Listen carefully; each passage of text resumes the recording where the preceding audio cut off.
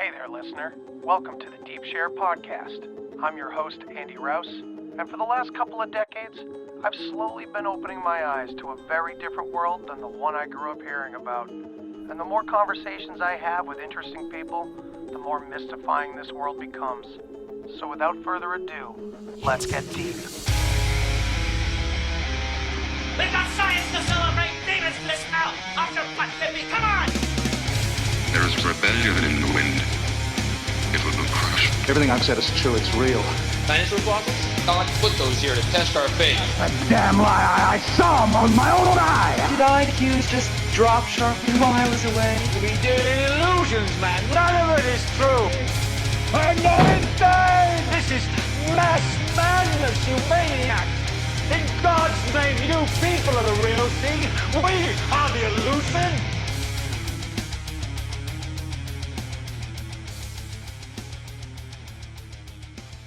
Welcome back to the Deep Share Podcast, and we're doing another Saga Talk tonight. Dustin is back. What's up, Dustin? Welcome. And we also have Thor. Podcast. We also have Thor hanging out in the back. What's up, Thor? What's up, man? How y'all doing? Good to have you here. Thanks Now, for having us.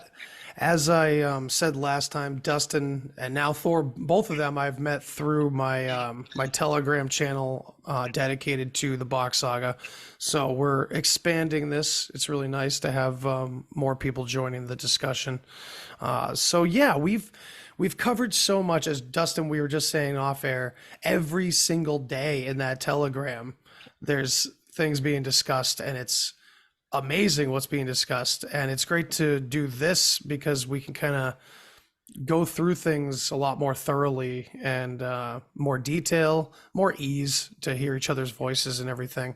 But the Telegram itself is pretty lit, and anyone that goes in there and joins can start wherever they want, but if they go to the top and just go down, we'll see in a few weeks, but it's a lot to go through. The full context, especially with the full context of, the Bock Saga already behind you, just having like a little taste of it, and then like you kind of understand how it goes, and you join that channel. It's just like so much information now that the whole world is revealed.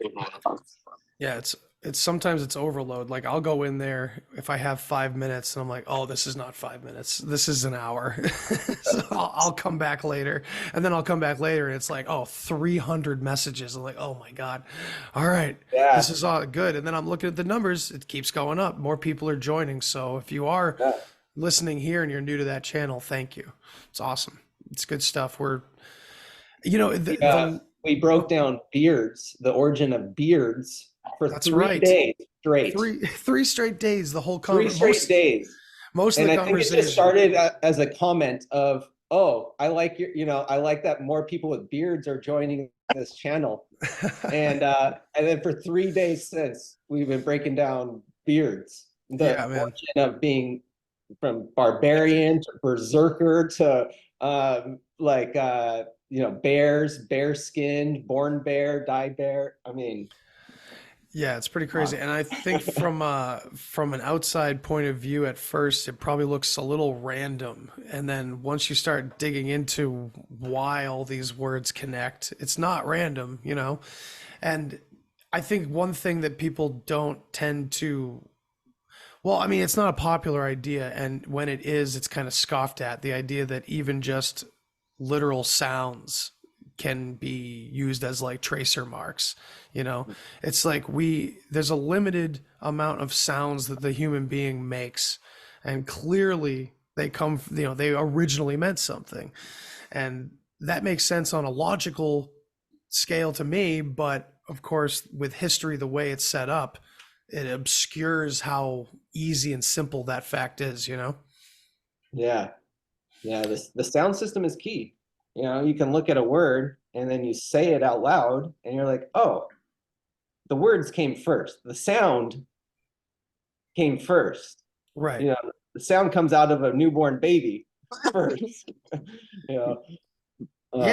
It's not first, but yeah.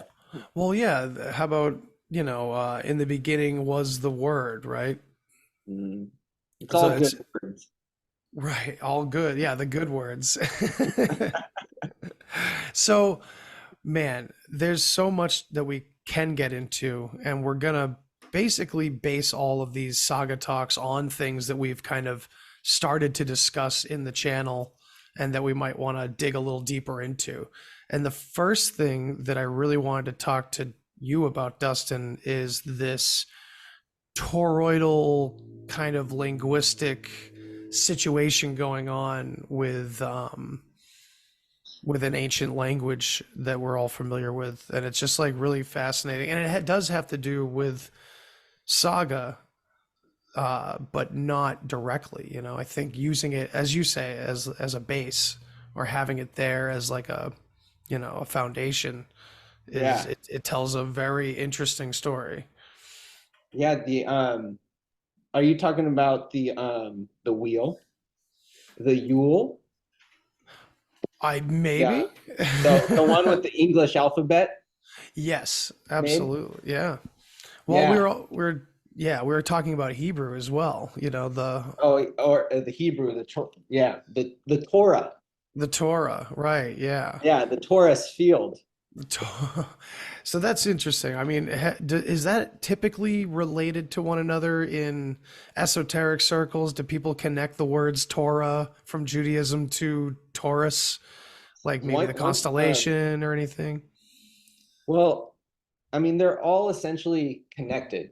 Mm. Everything comes from something else. But specific with the Hebrew language, uh, you can, there's a four-dimensional, it's really hard to explain actually. But it's basically, you take okay, you ready? Yes, take your I have to time. think about this one. If it's the Hebrew one, because it's really hard to just kind of vocalize real quick. But That's all so right. If you want to basically, work your you way take the into it. Hebrew alphabet, right? Hmm. And in the first line of Genesis, right? It's supposed to be a creation of Earth, right? Or of humans and stuff like that. But it's actually um, describing something a little bit different than that. And so this guy, what was his name? Thor? Stan. Tenor, Tenon, Tenen. Yeah. So this guy Stan Tenen, he was a Hebrew scholar, and he um he was looking at the language, and the first line in Genesis, written in the Hebrew language, was making a pattern, and that pattern was uh basically, it was a pattern that created a bigger pattern and bigger pattern. And so there's like a scholar that said the first letter tells you everything you need to know. But if you're not smart enough to figure it out from that, then the next letter will tell you, and then the word, and then the whole sentence will all describe the same thing in greater and greater detail. So it's a Right. fractal. Mm-hmm. And what it produced when you put this pattern and you map it out, and then you print it into a three-dimensional object, it looks something like a big donut, or like a cored out apple, A or torus field. the end of a man, something, the man's decoration with a Mhm. hole in it, right? It has a hole in it. Yeah. And basically it's makes like this object that, if you were to take the surface of this object, it produces this object that looks like it would fit in your, if you were to make like a gun shape, Mhm. with Like your an hand, upside with your down. thumb Yeah. straight up. It makes a flame around your thumb, and then it comes down like this, and it fits perfectly in our hands and the way our hands are shaped.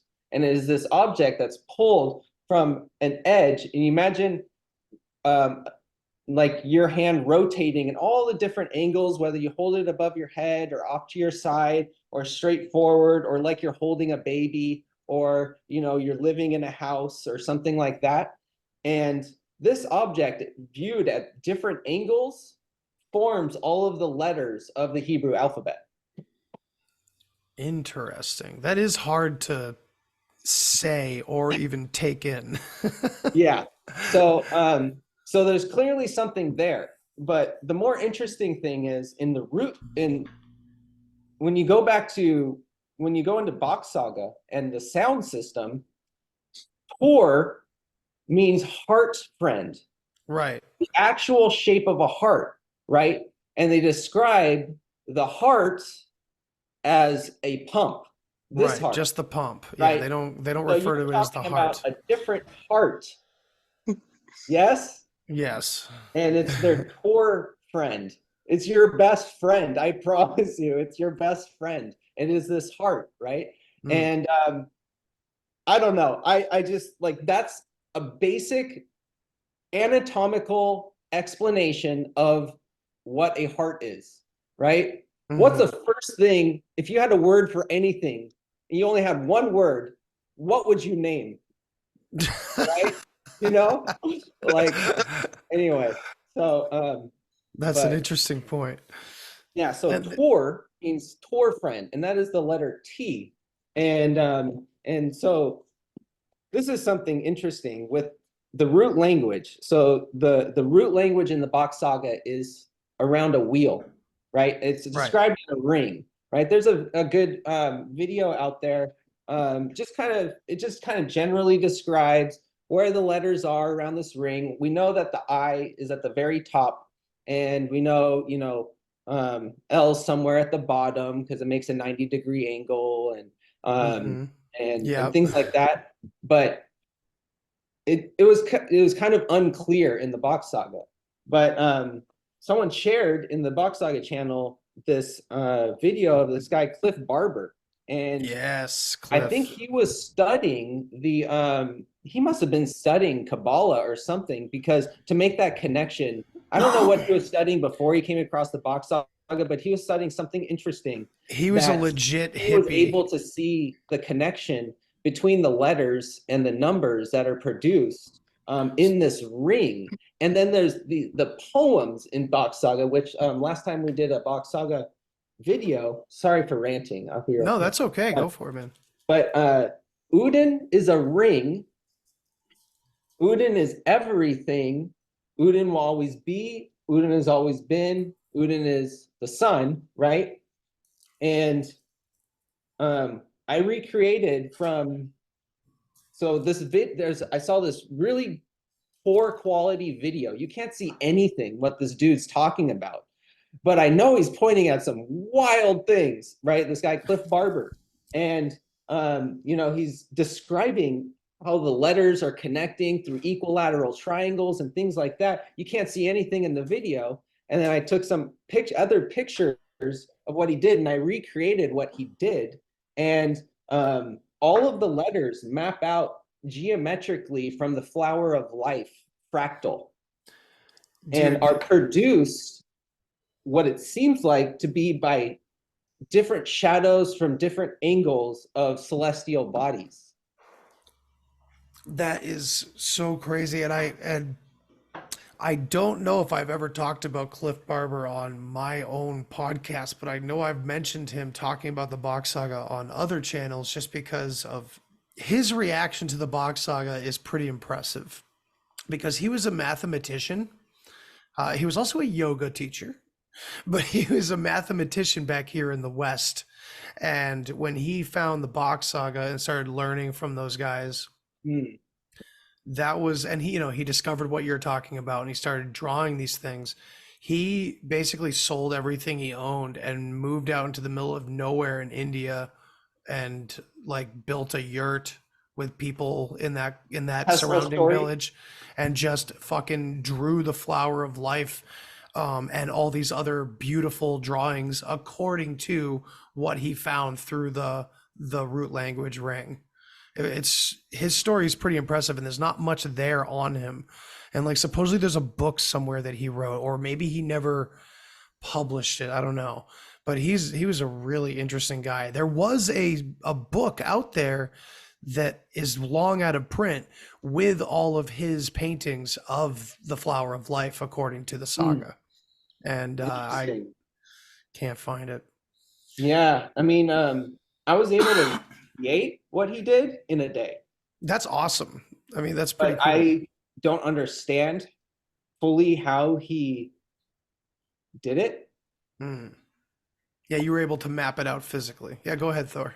Yeah, and so I Oh. just like been trying to take all the words, you know, that we talk about and like kind of just imagine them being connected by lines or rings. Yeah, It's- I was gonna say all the letters are made from a pole and a ring, right? So we already know what that indicates. And so if Right. you look at them each individually, you can construct from different parts of a ring and different parts of a pole to construct each letter. Whereas you tried to explain earlier with the Hebrew, you have this Torah shape, this torus field, which can be seen in the shape of an apple. So if you imagine the shape of the apple in your hand and starting from the top, it goes down and rings around. And then that shape is actually like this. And from here, you create all the Hebrew letters by changing this shape in different angles. And the shadow from that actually creates the different letters. So instead of there being an actual script-based letter based on where the Bock Saga has the ring and the pole, we have this shadow toroidal type script that what came around, we were sitting around a fire going like this, and you projected that on a wall. I don't know. Which is And then there's really also strange. each letter also has like body gestures where you can create each letter with your whole body and arm movements as well. So just wanted to add that in there.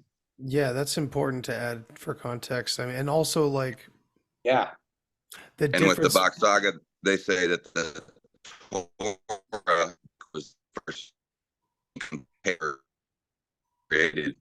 Everything else was oral tradition, hence the saga give and receive. And one thing earlier is, you know, when we're talking about it, is different than texting, because how many times have you texted somebody and they didn't get what you were trying to say? They actually maybe took it the complete opposite of what you were trying to tell them. Plus, look at my face. How many different muscles are in my face? I could say a lot just with how I move my lips and my face without even saying anything. So a lot of communication is in body movement as well. So just throwing that out there, you know what I'm Yeah, man. saying? Well, it's so interesting that because was I fire. I heard something else about the Hebrew language that somehow I think I might have mentioned this last time. I don't know if we got into this, but that Yeah. Hebrew is like phonetically English backwards or something like that. Have you ever heard that? I have heard things like that. I tried to like find that, but I think it might more mean literally backwards. Like you're literally saying the sound backwards. That could be it too, because it sure kind of sounds that way. Hmm. I I'm don't trying know to, though. I want to see if Because I can find there's that clip. specific sounds that you can't like the sounds in the root language. There are some sounds that are specifically connecting sounds or beginning and end sounds generally of a meaning. And Mhm. like you can say a and you can just say it forever. But B, you can't make the b. You can't say it. You know, like it's one specific sound. You Right, know, yeah. and Yeah, that's wild. then there's importance to those specific sounds as well. Man, that's nuts. And then does the Hebrew alphabet have a name, right? Yeah, Or there's different ones. So but the yeah, it's the Maruba. and Yeah. then Oh, is Aleph just the name of the first letter, or because that sounds a yeah. lot So like alpha, like Alpharness, you know, like the alphabet, the first mhm, letter alpha and omega, right? mhm. So And there's a similarity there. yeah, and you know what? I looked it up, and what that guy who deciphered it, was saying what Aleph means is it's the aurora, the snake eating its own tail. Oh, no shit. And it's the Aleph is the aurora borealis, whatever. What is it called? The aurora, whatever. Aurora Borealis? Aurora Borealis? No, isn't that the sky? Oh, Aurora Boros. Yeah, aurora Ouroboros? borealis. Ouroboros, yes. Ouroboros, yes, that. Yeah. What And I'm the actually- letter itself it looks like to the naked eye, it looks like an N. But to this actual shape of the shadow, it's one snake, a bigger snake eating the head and the tail of itself, basically. Mhm. So the letter itself is the snake eating its own tail. There's this other book. I don't actually know the pronunciation. The Oralinda. Yeah, Oralinda. Yeah. Oralinda. So, all right. So that's also seemingly an important book in Bachnology studies. And the other day I was, partaking in some tea, let's just say, and in the middle of the night, I was playing with the words and Oralinda book. Put the oral in the book. So you're putting the oral in the book. So just throwing that out there. Yeah, I do like Yeah, that. I hear that. Yeah, that sounds accurate. Linda is Put the almost oral in the book. Put the Linga. oral in the book, man. You know what I'm saying? It's How do you almost br- like how- linga Linga, yeah. or a linga. Anyway, Yeah, that's nice. Oral Man, you- language. Good connection. that's all you think about is oral type stuff, huh? Pretty much. So But yeah. also bet has the same meaning. So the next letter in the Hebrew alphabet also has the same meaning as the B in Bock Saga. Really? Well, doesn't B stand for Borg for castle? Yeah, which is castle. Right. I think it's Borge. No, Borge. But hey, yeah, that's just me repeating. I'm just Well, of course, but that's all we can do. And, we repeat from Michelle and Ananto and Eeyore and Jim. And I mean, I okay? don't want to sound like a Borg. Dude, I got called out. I got called out the other day saying the Tuatha De Danann of Ireland, and I'm still probably fucking that up, but I said it as Tuatha De Danann because I learned it from an author who was saying it to me like Tuatha De Danann. I'm like, all right, cool, and he just, it was wrong, very wrong. So the Irish people were just laughing at me, but hey. You got the language. That's the tricky part about our language today is that, we have all these different pronunciations for everything. So we're really not sure what to make of things when we're looking at them, especially from different countries. Yeah. Yeah. That's right. So that's interesting that it keeps going. I'm still trying to find this clip. I can't find the clip. I should literally ask my wife to find it because she's so What are you good looking at for? This clip where this guy shows how Hebrew and English are like a reflection of one another. It's crazy, and it's just it's worth showing. I've seen something about Irish and Hebrew connection. I think there's a whole book about it. I haven't looked into it though. That's interesting. Or is it Yeah, the I'll other send way it. around? I was reading that there was language found on stones that predate Sumerian by like 1,000 years that related closer to Gaelic than anything else, and even the should I say properly Sumerian culture, that their language was in fact had quite a nice relation to a lot of Gaelic words and things like that. So pretty interesting. Wasn't there that guy who he was able to read the Egyptian hieroglyphs using Welsh? You remember that guy? Yes, absolutely. Yeah, it was really crazy. I don't know much detail on it, but It's like yeah, Welsh print. I heard if you eat enough mushrooms and start looking at hieroglyphics, they start moving and will tell you a whole story. It's like watching a cartoon. well, damn. I do believe I that. want to try that for sure one day. Yeah. Yeah, I cannot find that damn. I'm trying to like search on like all the bad places like Rumble and BitChute because Google was like, "We have no idea. You typed the word Hebrew, so we automatically don't know what you're talking about." So in the Hebrew alphabet, you get Yeah. this Maruba alphabet. Ba, the ba sound stands for box, Like box as in like like a thing box. like to put something Yeah, yeah, but phonetically, it's kind of funny that in. it would be. Maruba. Box is slang also for, Yes, exactly. Yeah. What places is where you put presents. Yeah. we have Maru.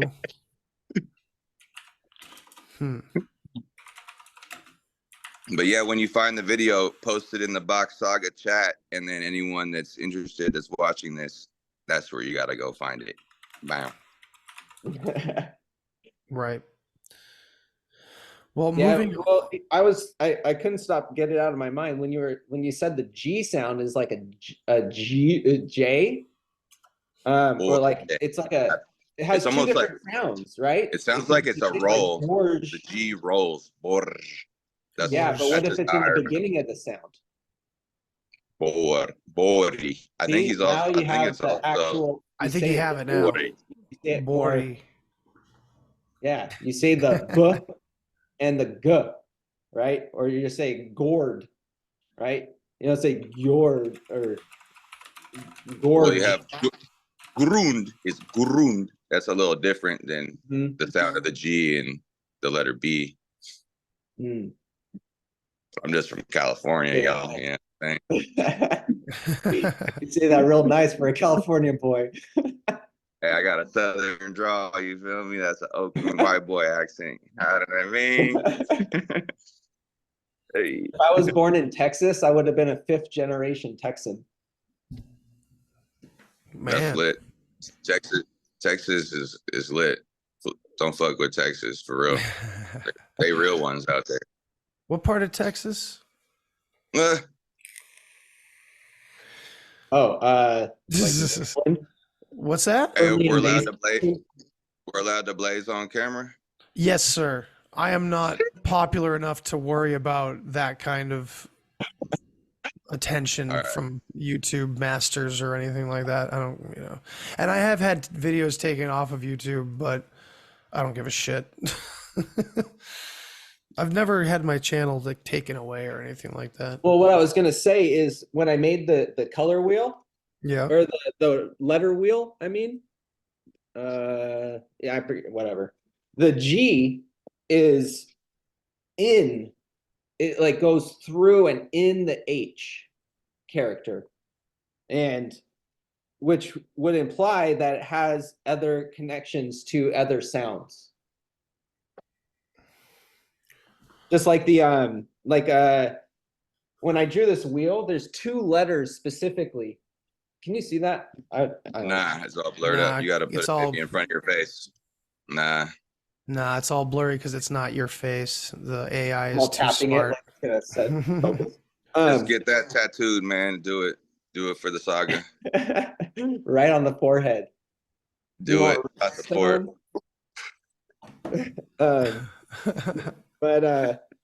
But the G, the H and the S are the only ones that go outside of the ring just a little bit. So like the top of the S, it goes outside of the ring, and then it points directly to H, which also goes out of the ring because H means hell or home. It's hope, and it has a hole.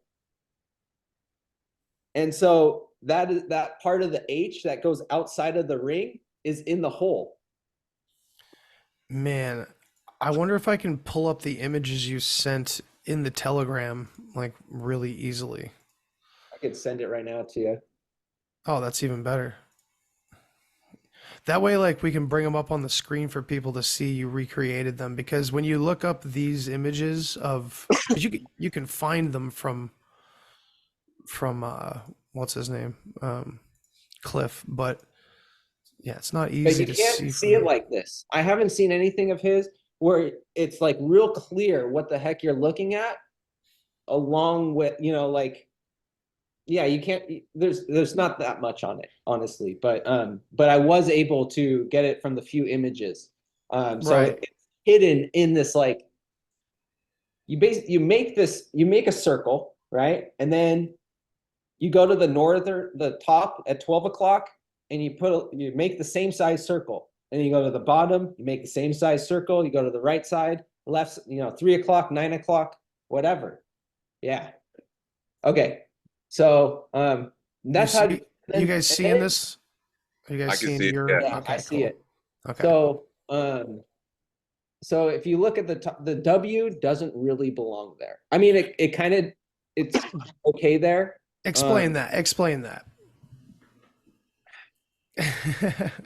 Is it a W or is it the trefoil or whatever the name is, the the little trident on top? I think it's both. Because Right. you have a root language, then you have the Von language. One of those is a V. And then they use two languages to create one language right at the top of the E.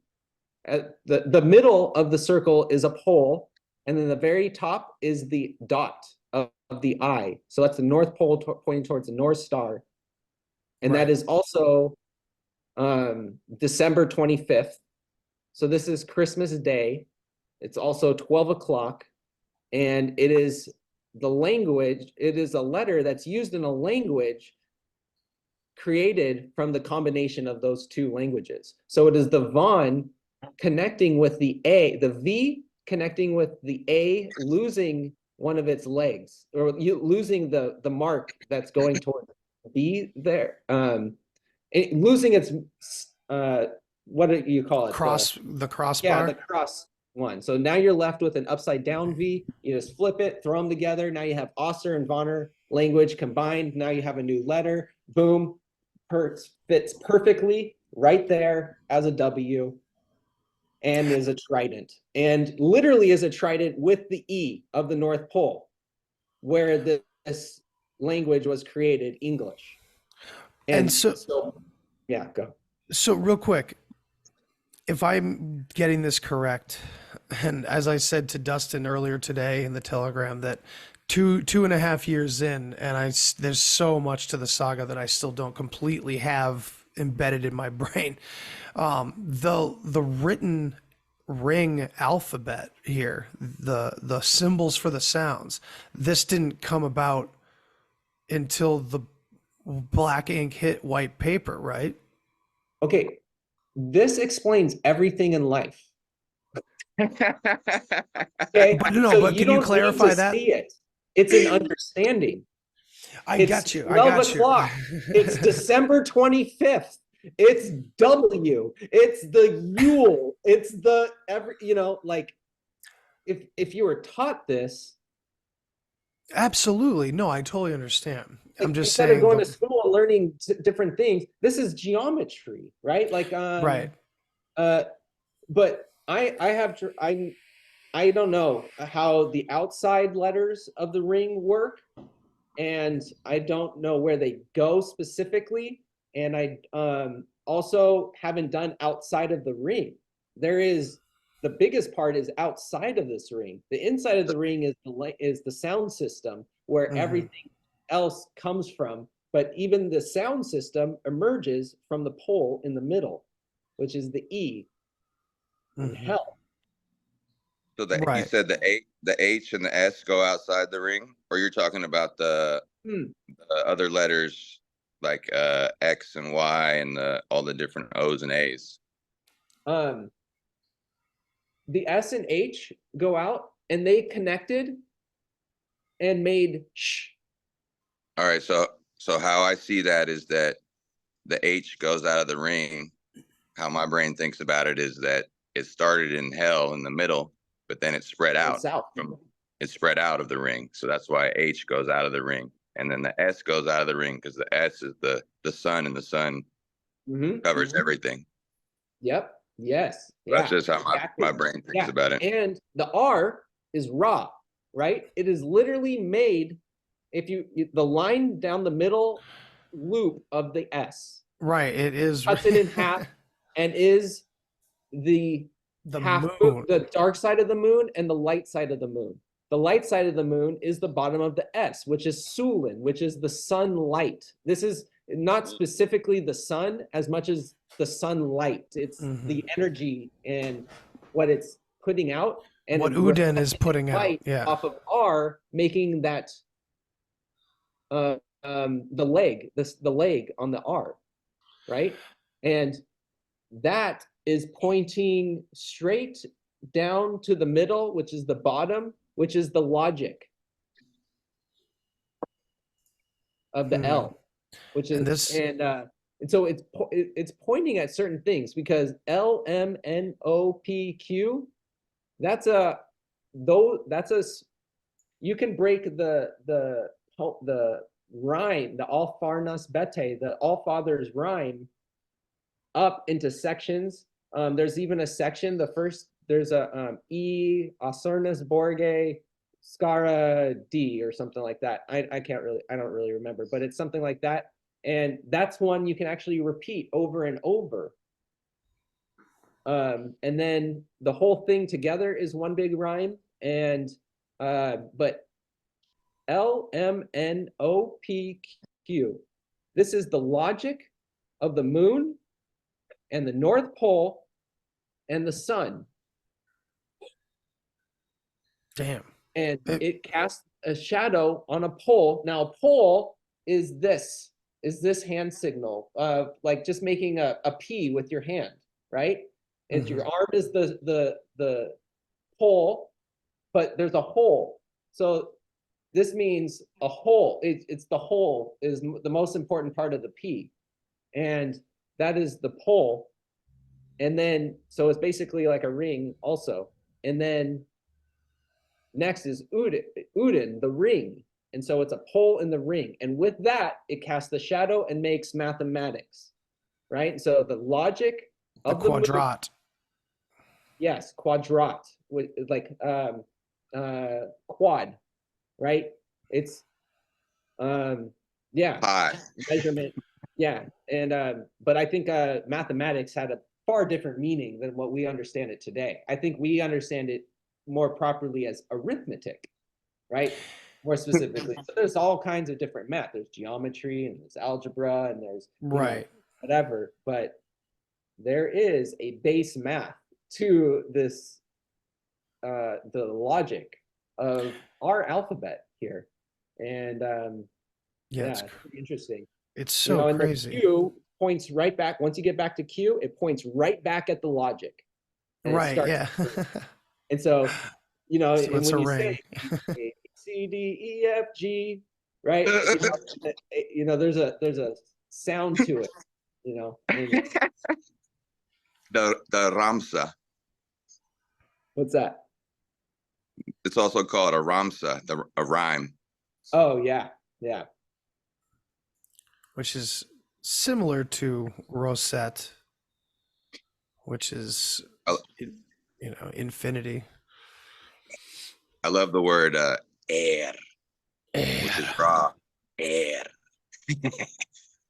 Man, I love saying It these also words. means heir to the, heir to the throne. Well, the letter R is, you know, if you look in the Bock Saga book, it's spelled A-R. Right. Even though it's a R, but then you mirror image, you reverse that, and you have Ra. So you have more of this. You have more of this you have more of this inversion, like looking at shadows from a flame on the wall, like we were talking about with Hebrew. Like even though in the Bock Saga it's Ad, it's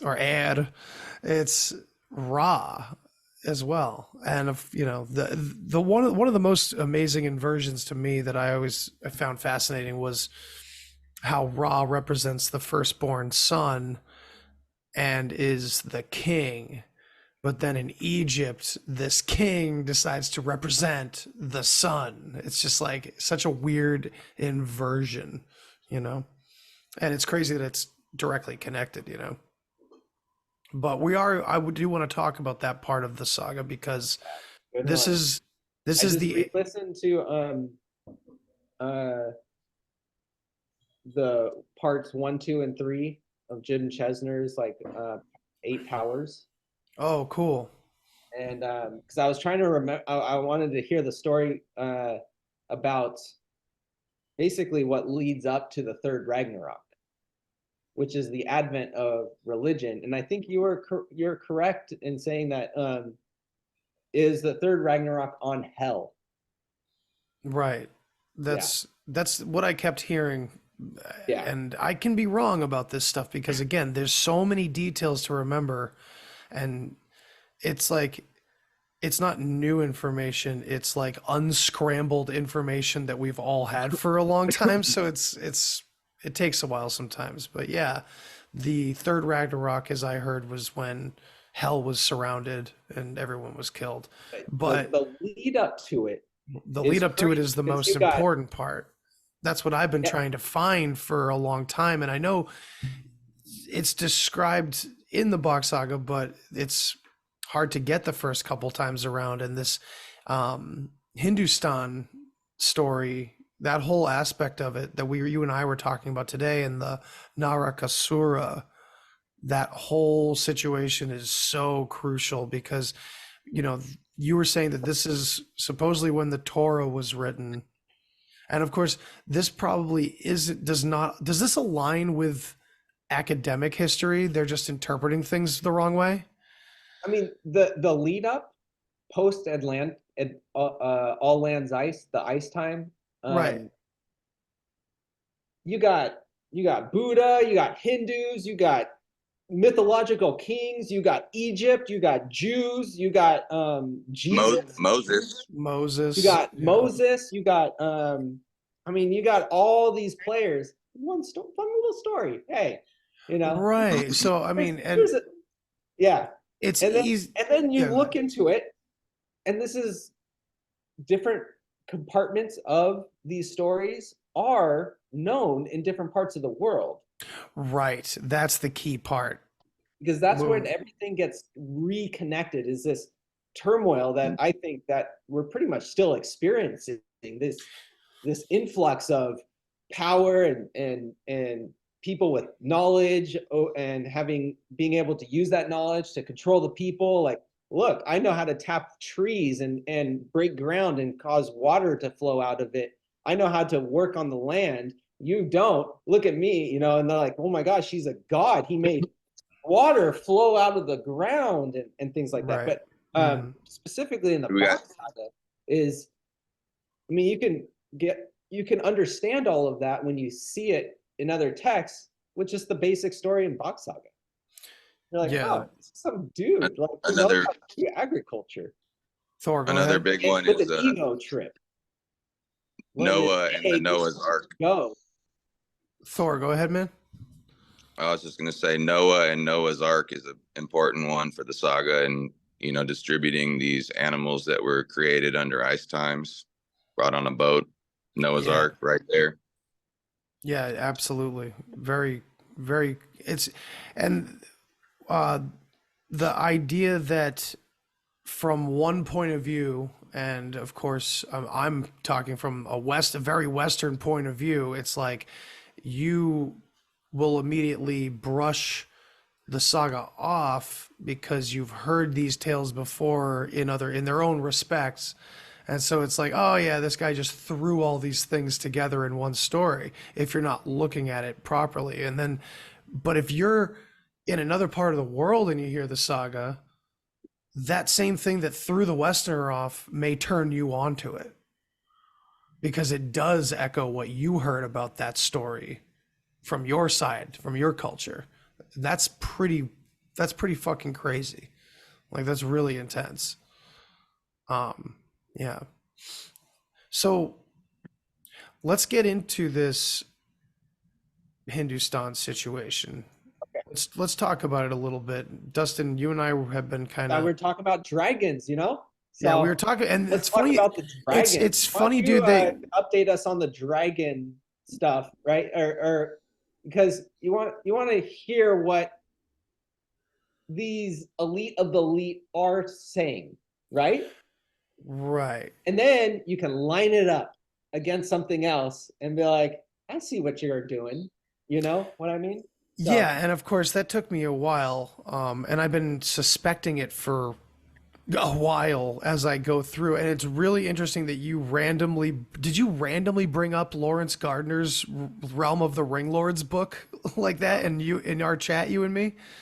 no, Like, no. Oh, no, I looked them up because it was a name drop and something okay, right. So you had okay. So That's so cool. I like names, you know, because like but if they're more modern names, you know, then you know, but No, that's fine. especially in mythology, the names are everything, right? Oh, To for understand sure. what the heck they're actually talking about. Oh, for sure. Yeah. No, the reason it was just such, I did mention him to you like in a few messages before that, but it was funny that you were like, holy shit, this dude wrote a book, dude.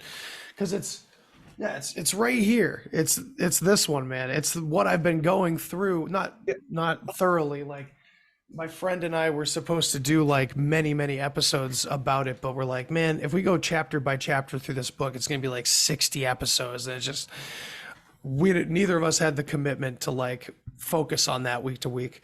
But I think he's a psyop. dude, you kind of met me there as I was crossing that bridge.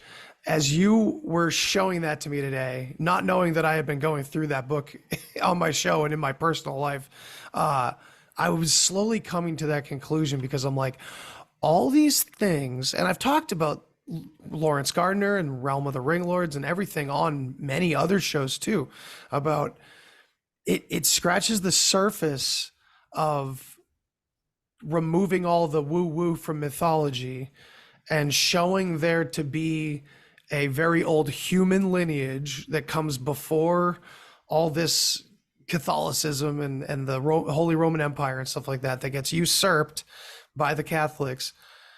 But as you're saying now, and as I was slowly coming to, it's like this is happening simultaneously to things that the saga talks about. And while I guess it's like it is technically two different parts of the world. You know, the Realm of the Ring Lords is talking about Ireland and England and Scotland, like that area specifically, France. They're talking a lot about the Franks, and the Merovingians come from France, and the Gauls and all this stuff. Meanwhile, Gallic, Portugal. Yeah. But so that's all Osser tribes and stuff up in the Europe area. But but that book is approved by the Queen of England or something. She was like, dude, yeah, this is like a great book kind of thing, like book on her book club list or something like that. And that's why I was man. like, oh, this is a psyop because it's all about connecting the royal family to Jesus. It's like but no, it takes it a step further, right? So check it out. It's like a psyop within a psyop. It's like Russian nesting dolls, dude, because you have the Da Vinci Code by Dan Brown, right? And the Da Vinci Code, the movie and the book, were starring Tom Hanks, by the way, were like all shaping this Grail story to be all about Jesus. Meanwhile, Gardner and Nicholas DeVere are saying that no, it's not the fact that Jesus was important at all. It's that the bloodline that he was a part of was important. And it goes back to the Anunnaki, technically, but not aliens, human kings. And they're talking about the elves, the elven bloodlines, and the fairies, and all this wordplay that is exactly the same as what we find in root language compared to like modern times. Like, you know, you have Atlantis versus Atlantes, you know, all these wordplay things happen. so there's a Jesus story in the Bock Saga. Oh yeah, no, I know. It's just it's just interesting that because right, and isn't Jesus a messenger going out after ice time? He's Acer, right? according to Bock Saga, this is Jesus. He's a little cliff note, actually, mostly in the saga. But the cliff note was specifically he was from Hindustan originally. Okay. And came from a really high up family. I think it was Hindustan. And he was told by his mother and things that like there's this prophecy of this guy to come, and so he heard about it and he traveled to Jerusalem. Now, where we got to tell from the beginning, man.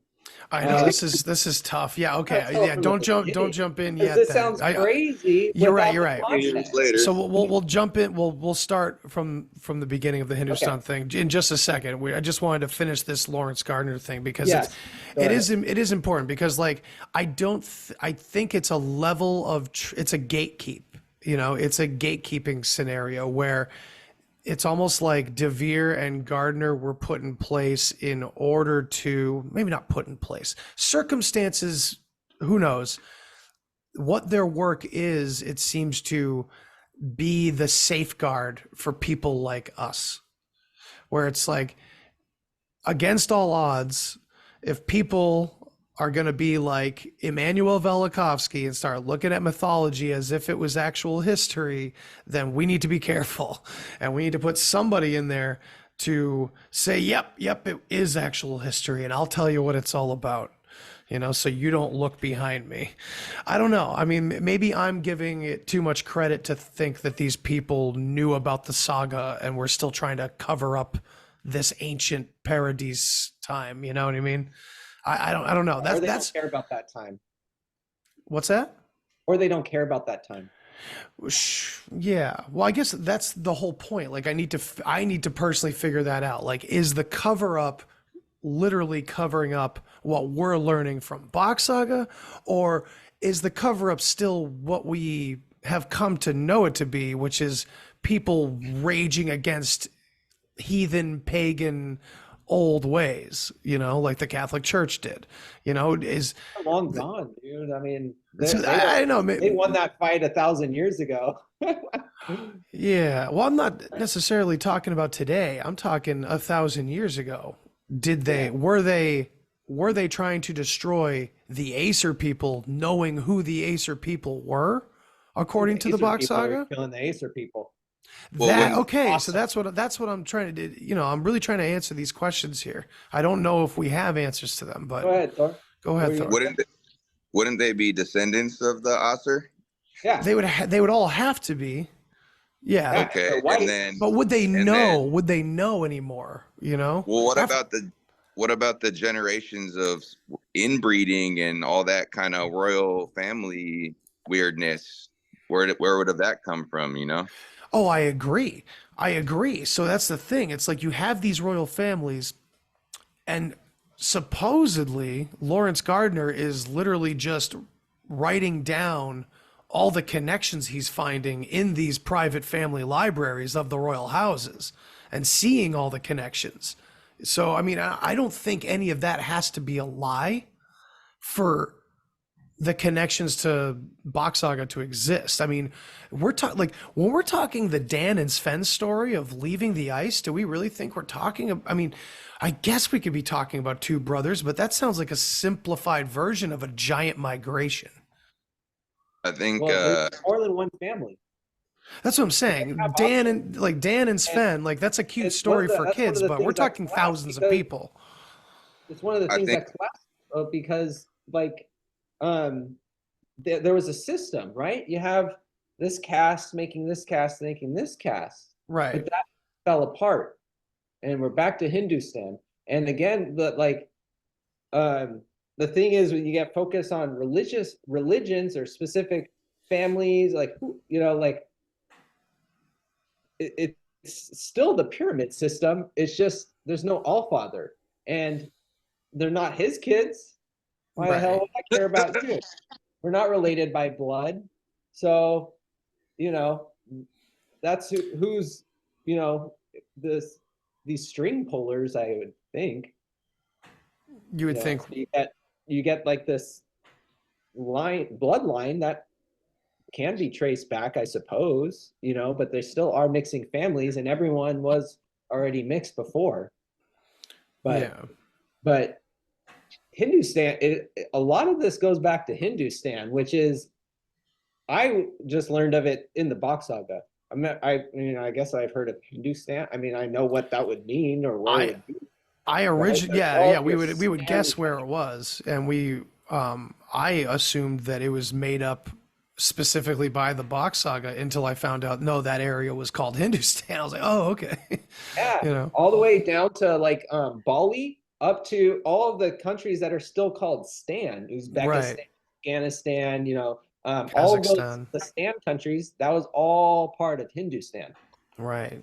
And during ice time, since the Asur were separated from everyone else down here also kind of, the Rabbis, the kings, the Ras, and you know, they kind of kept doing the same thing, except without the upper thing, you know, without the top upper class. Yeah, which is interesting So because instead of we having also an all father of all people, the Alpha, instead of having a true Alpha, you have 10 individual alphas, and they all have their own specific features and different kind of like gene differences and you know, development in these different regions of the world. And one guy is still making all of the people in these areas. That's what gives us all these different races. Right. So, yeah. yeah. And it's interesting because compared to like times now, there's plenty of theories out there that even people that don't know about the saga at all constantly say things like, yeah, we're ruled by merchants. We're ruled by like a merchant class. We're not even ruled by the actual like real bad guy, the real elites or whatever. Like whatever conspiracy theory they're rolling with, they often mention that we're actually ruled by like the minor people that were once part of something bigger or something like that. So it's kind of a parallel in a way. Yeah. But yeah, let's get to Hindustan. Yeah. So this is kind of like the beginning of everything falling apart. This is like the first kind of like real fissure in the historical narrative. This is the time period where mythologies are really going to become a thing, and where Religion. day mythologies are about around this time. This is when religion starts, right? Yeah, right. Think about that word, right? Oh, it's perfect because what is legion? Now, of course, we know that it's related to evil and Satan in the Christian perspective. It's we are legion, which means we are many. We are a hive mind. We are this one large thing, and it also means organization.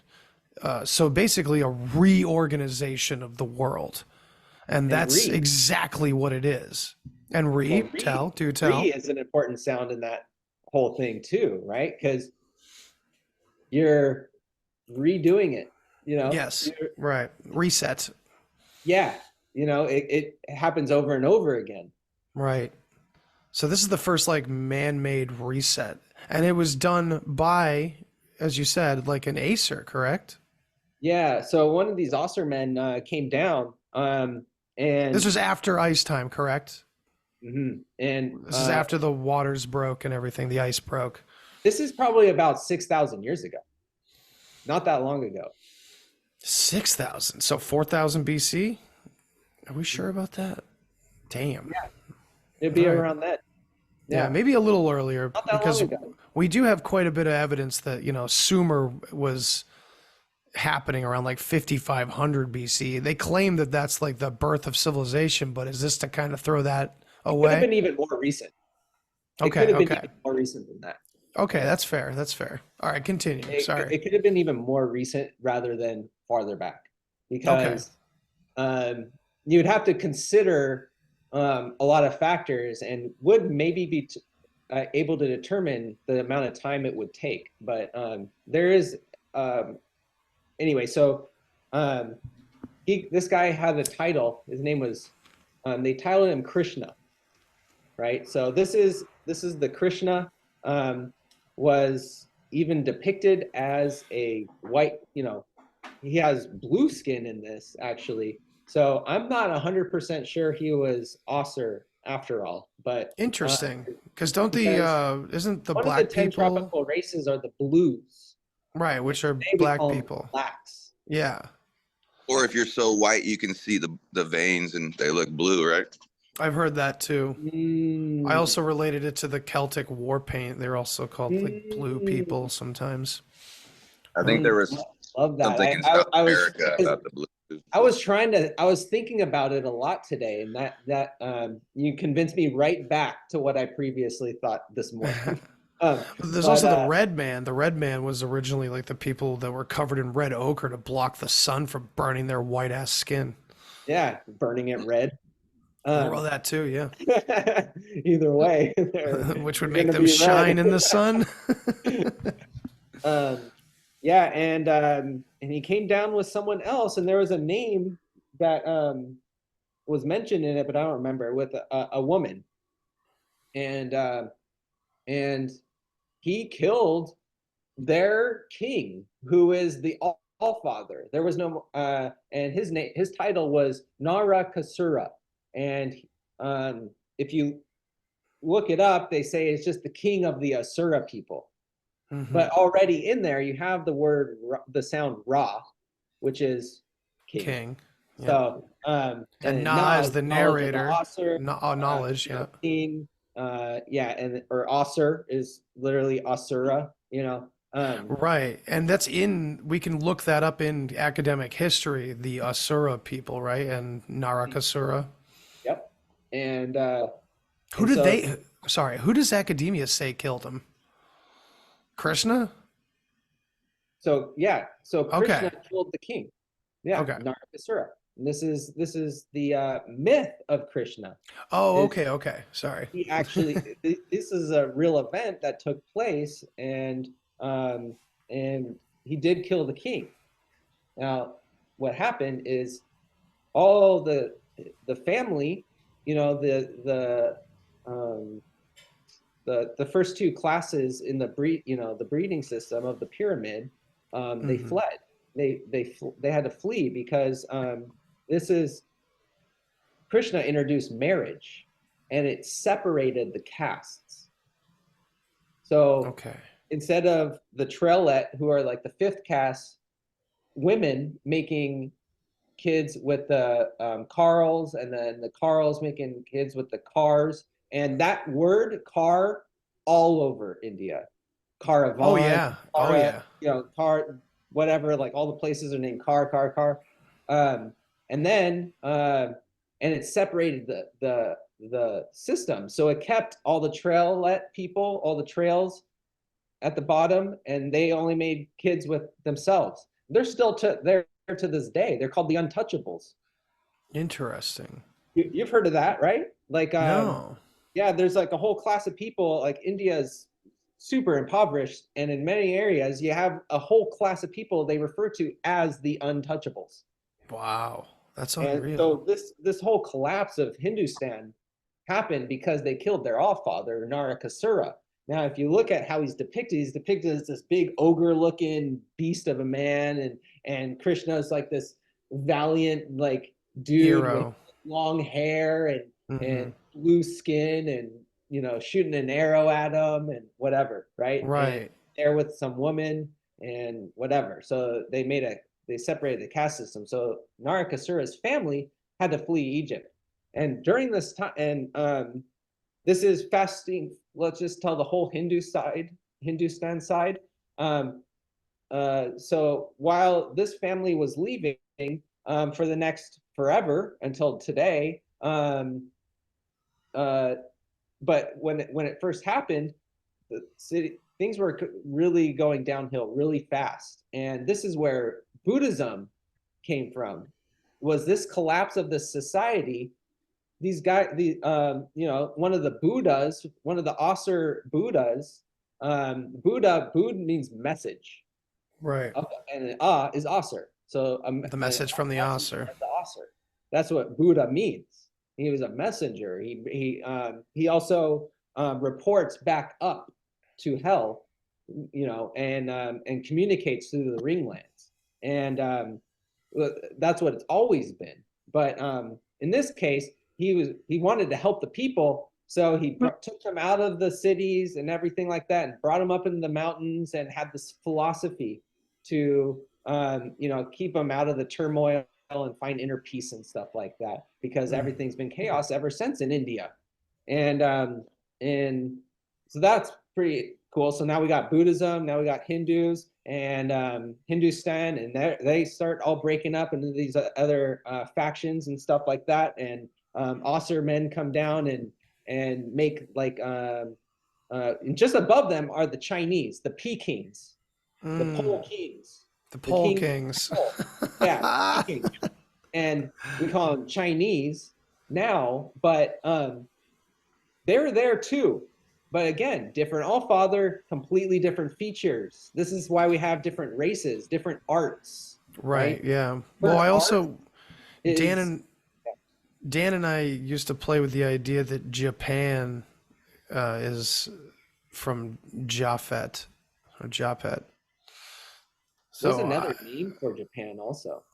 Yeah, what is that? I can't remember what it is. But it's it actually something. And it's a name in Finnish. Oh, is it really? Name in Finnish, and it's a name that like that's like because my dad's been to Japan a few times, and I mentioned this before, and I was like, huh, have you ever heard of this word? Because he knows a little Japanese and things like that, and he was like, oh yeah, that's an airline, you know, that we fly in and out of Japan too. Interesting. Well, and there's lots of dragons over in that area of the world. You know, the traditions are plentiful with dragons. It's all parallel. And this serpent symbolism, not to harp on the Lawrence Gardner thing, but like everywhere from Ireland, like all these stories of like the Druids getting kicked out of Ireland, you know, and St. Patrick ridding Ireland of the snakes, you know, that whole thing. It does, like, that's the weird part about the Grail shit and the Bock Saga, because this serpent symbolism, I can see where this serpent would have come from the saga, especially because it's the Ouroboros, you know? We And we haven't gotten there. Okay, all right, I'm jumping ahead. But real quick, I did want to say that it's interesting that like the way you traditionally hear the saga and the way you usually hear the story of them coming down and spreading into the other 10 kingdoms, you don't necessarily just hear it like we're telling it now, where it's like, yeah, this Aesir came down and just murdered the All-Father in that area. It's pretty crazy because you know, this is where we get our stories from. This is literally where we get these stories from, where it's like to fear the gods because they came back out of thousands of years of being trapped in the ice and probably just killed everybody because Atlantis, we're out of the ice. You know, they like see all the green land, and they have like all this knowledge, and they're like, they know how to, you know, build a civilization and make more people and things like that. And then you just come across all these vassals, essentially. Yeah, but like, I also this guy, and I take over this whole machine. I also think it's in another way. It's like the reaction. It's like Atlantis was traumatic too, you know, extremely traumatic, and that was probably because I personally think that we do carry our ancestors' traumas, whether it comes out in our personality. We learn from our parents, and those things express into the world, you know, as we create more action in the world, and so it's a domino effect. So when that original Ragnarok happened, that changed everything. That changed our psyche entirely. And I think everyone in the South that survived didn't have that same trauma, a different trauma, but not the same trauma. And the people that were trapped in the ice, everyone every generation had that psychological change. And, you know, we often relate the the elites to this reptile, like the reptilian, and it's not like, oh, maybe it's not an alien thing. Maybe it's more like they operate more on this reptilian brain where it's like a little bit more kill or be killed, a little bit more impersonal, a little bit more cunning and collected and analytical and shit. Maybe that comes from an original trauma. And we are kind of talking about, you know, you meet people. My father's traveled all over that area. I've been to Europe, and, you know, people from those areas are more collected and scientific and logical than people in the West. Just talking to Yoke for a couple hours, it's like, this man is just more like, he doesn't need to romanticize anything because it like seeps through him, you know, but it's all very logical. I don't even know how to describe it. I'm kind of going off on a tangent, but it's just interesting to see all these weird connections on how things could have come about in our psyche to create these big cultural conflicts. So people coming down from the north after all that time, I'm not sure who reacts first, the people freaking out about white people they've never seen, or the white people coming down and not remembering everything. I don't know. It's such a, that's what fascinates me most. Like, what did these people really go through on a human level, you know? Sorry to take us so far away from the point. That's, you know, all the symbolism, people follow the zodiac and personalities and all the words that are formed in all these different languages like Latin and Spanish and things like that are all like these, they have astrological meaning, right? Like, Yeah. you know, the fish has fins and it represents the feet, and then the word for feet in Spanish is pies, like, you know, Pisces in Right, yeah. even lines up in the wheel here. That all that symbolism wouldn't be happening in the tropical areas. They don't have all the different weather conditions. They don't have all the seasons. Right? It's like what? Almost this late December. It's 70 degrees today. I know. This doesn't make any sense. It's, I mean, you're in a different part of the world, part of the you're country, in California, right? Like, you know, I'm right in the middle, so it gets cold at night now. Oh yeah, it was in the high 50s and rainy the other day, and it should be like 25 degrees right now. Yeah, but what do I care that winter's coming? Why would I name, like in Spanish or Latin or Italian or all these different languages, why would I name winter invierno? And then why would I name the word for hell infierno? It's the same word, right? Ice cream is helado. Froze over. Frozen over. Like a little dome. That's so crazy. All right, back to Hindustan. We could talk Okay. for 9 hours, ladies and gentlemen. So I hope whoever's listening is enjoying our. This is like an open study, really. This is what the Saga Talks are. Could I say something real quick? Yes, please. Yeah. So I got this cool book called Oak, The Frame of Civilization, which I highly recommend to anyone that's into Bachnology. But yeah, there's a page here, a quote I'm going to read. It says, the name of the historic Buddha, Shakyamuni, means the sage of the oak tree people. Holy shit. So that was a pretty cool connection. Holy shit. And now what is that? Where does that original Buddha name come from? That comes from Hinduism? That sounds like a Hindu word, Shakya, like Okay. But it's not coming from, S-H-A-K-Y-A. it's not Bock Saga referencing that. That's from actual mythology and history. This is from crazy. this oak book. Yeah. Shakyamuni Buddha is he was a real guy, and he was basically like wealthy. He's the Aladdin story, essentially. Oh wow. And He's good with the carpets. tree that he found enlightenment under is still there. They still have it. It's like a sacred banyan tree, I think. Oh, theirs didn't get cut down. Oh, nice. Interesting. Yeah. How convenient. I love how the tree cutting down just follows us all the way into America, you know, like with the cherry tree and everything with George Washington. Like that symbol has stuck with us the entire time, or stuck with the bad guys. They want to keep doing that over and over again, it seems. Oh, and what's Buddha's mother's name? It's not Maya, is it? It is. It's Maya. Maya. Yep. I love how they say Maja, or I can't even do it. Oh my gosh. Okay. Let me say this. So the family left Hindustan and they fled to Egypt. Okay, yeah. So this They is know about the it. family of like the first cast and second cast supposedly of Narakasura, who was just killed by this Acer who came down from the ice. Yes, there is a Bock Saga story about the Faraman, the Faraman. The Pharaoh man. Yeah, the Pharaoh. And isn't And, this the Ra that establishing wanted to be Egypt. king? Yeah.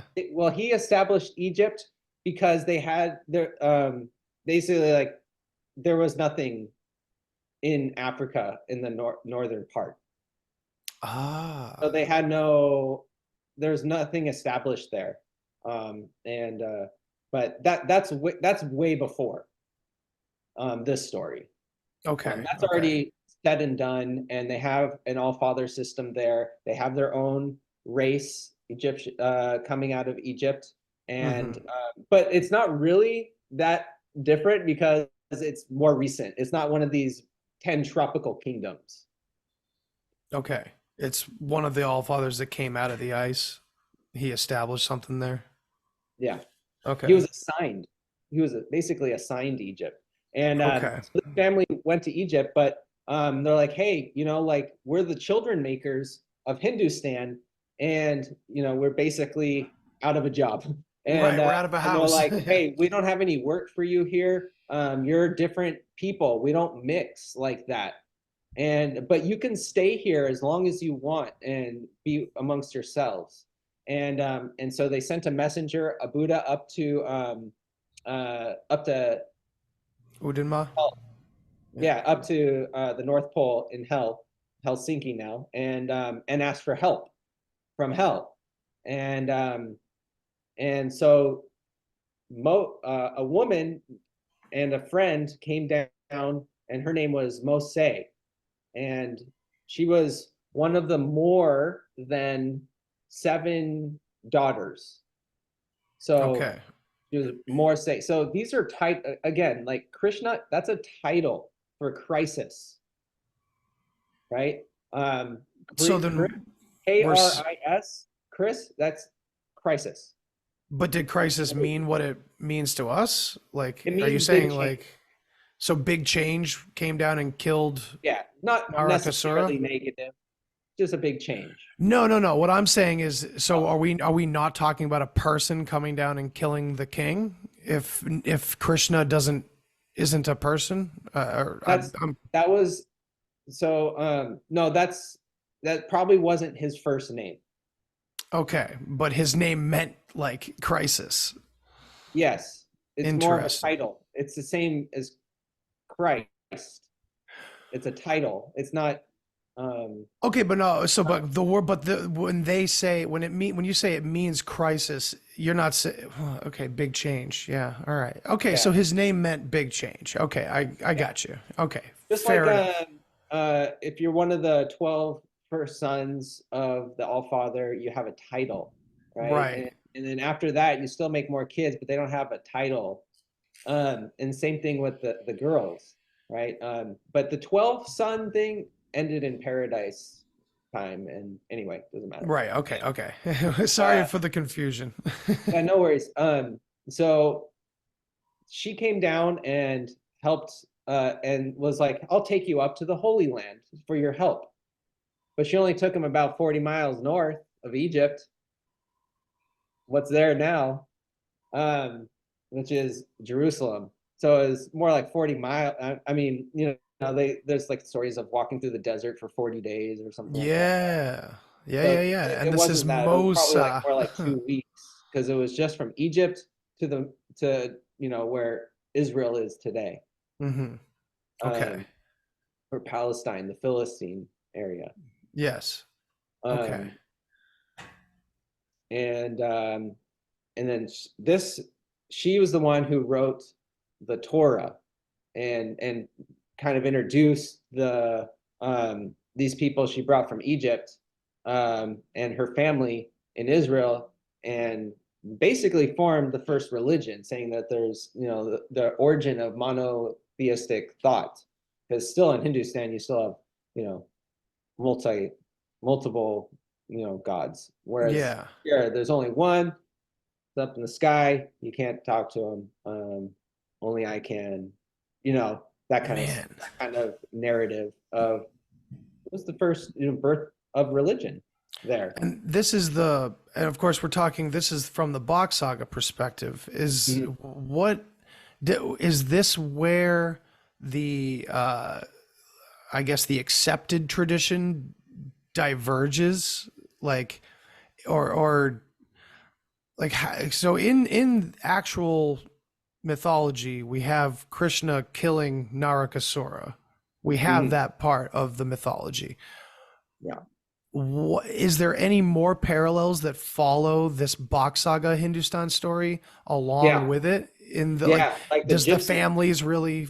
Okay, the gypsies, is that the families that fled to Egypt, or they still speak Hindu? That's wild. Oh my God. They know they're speaking Hindu. I don't know any so gypsies. Crazy. I wish I did.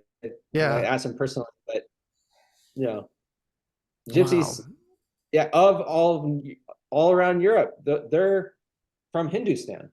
They still speak Hindu, like this, you know, pidgin version of it or something. So when it comes to the Torah being written, how far of a divergence do we have? The guitar, the sitar, that's also from this story. Oh, okay. Yeah, I remember that part of the saga. But yeah, so when it comes to the Torah being written by this woman, how far off, like how big of a divergence do we have from academia to the sagas telling? It's got to be in that 6,000 years, between 4,000 and 6,000 years range.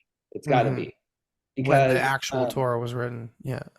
It has to be, because, and the only reason I say that, this isn't Bock Saga, but what I'm thinking is that would have been the age of Taurus.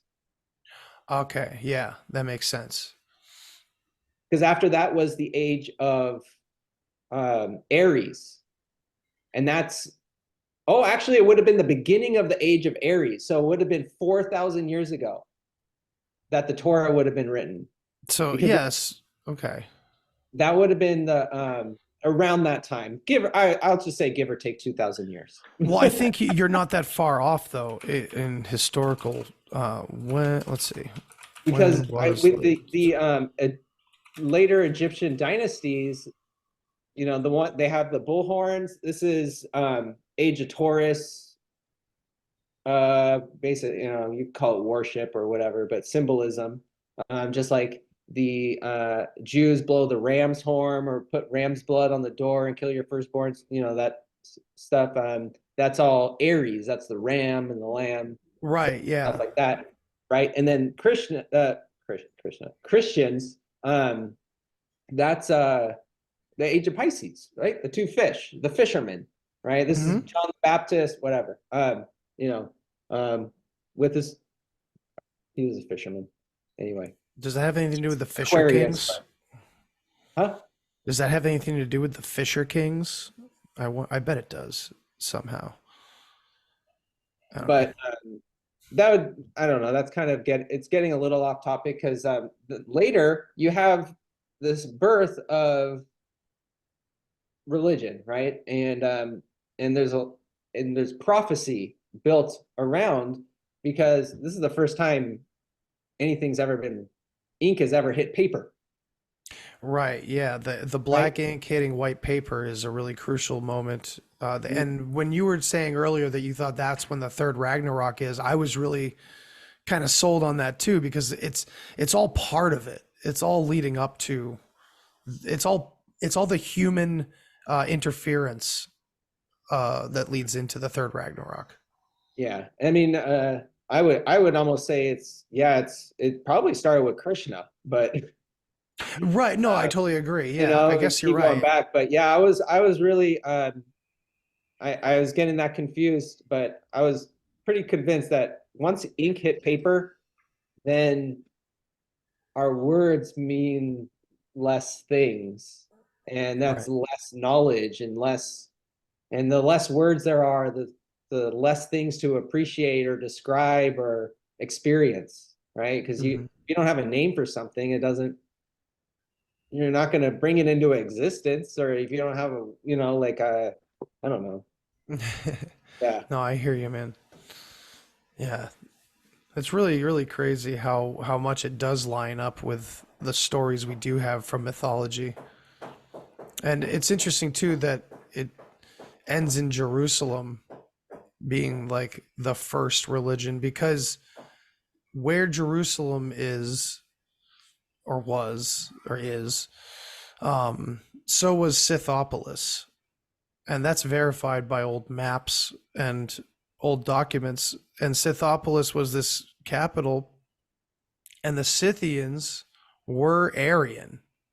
They were, and technically, you know, Aryan doesn't automatically mean like white person, but it kind, I don't know. I mean, the Indo-Europe, Proto-Indo-European, pretty much the Arya that's talked about in Hinduism. They It have it pretty on their much, right, exactly. belt. Um, but it's a weird coincidence because, you know, we think about the conflicts that are going on right now. It's this holy war over this holy land, and it's like the player. It's almost like the real story is going on, and the media is just and the politicians are just kind of feeding us this whole big pretend story. I don't know. But then again, the people over there have no idea what's going on either, why these powers are really fighting. Do you think it's all still today connected back to these old conflicts? Because I would say they must be. I don't see how they're not. There's a lot of breaks in the web, you know. Yeah, it's true. I mean, I guess people have adapted new meanings for these religions anyway by now. You already at this point have Dan breaking off, making Denmark and German people, and all the way to the English people. You have Sven making their people, and then you have dissenters from all of them going Right. around the world, because they Yeah. all have the knowledge of sparing the sea. It's easier to travel continent to places on the water than it is across land. Oh yeah. It's like, and if you have this knowledge already built like into, I don't know, say your language, Hmm. then you can just like look up and see your language. You can see your how to do everything. You just encode it in the stars and stories. You store Hmm. it in the stores. I don't know. And Yeah. and So you're that's, able yeah, it all down, fell and apart. any dude with an ego, I Yeah, think, man. mad, you Well, know.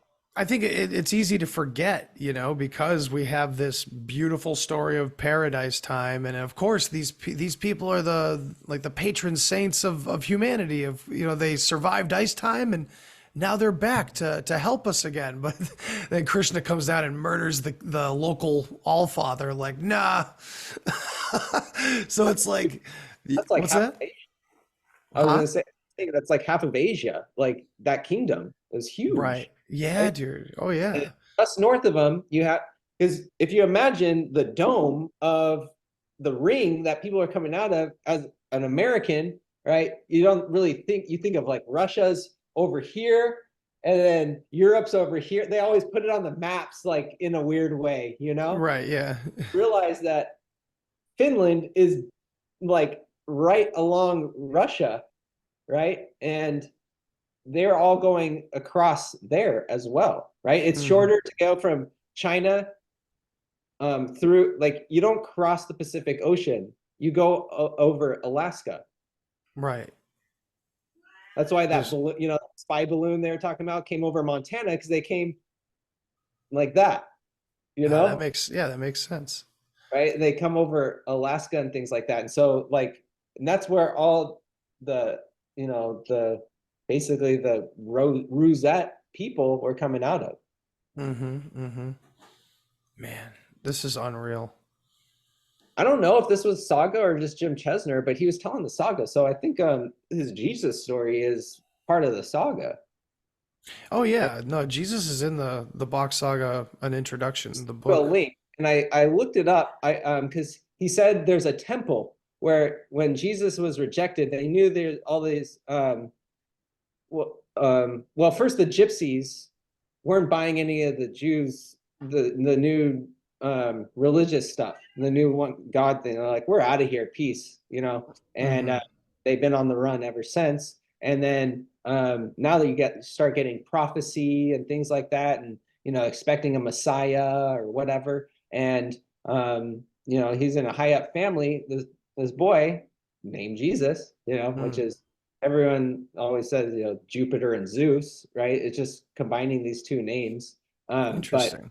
But he came over there, was rejected. No one bought his stuff. And so he actually went back to Hindustan, and they built a temple that they still care for today. And it is, they think he slightly changed his name just a little bit. But I found this article from India. This was issued in 1977. And it said, he went over to Kashmir, lived there for some time, died a natural death, and is buried in Razabal, Kanyar, a densely populated area in the interior city of Srinagar. The gravestones of Uz Asef.